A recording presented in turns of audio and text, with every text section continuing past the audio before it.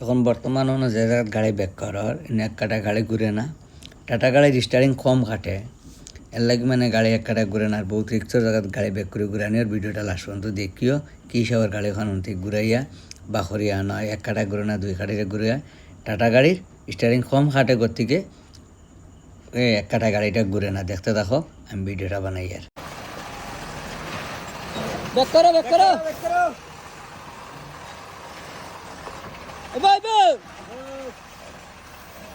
কাটিয়া কাটিয়া হাত ঘুরা কর আয় আয়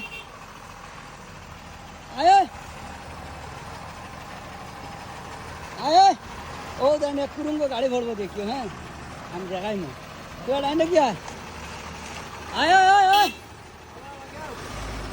বাইরে গিয়া বায়ে বায়ে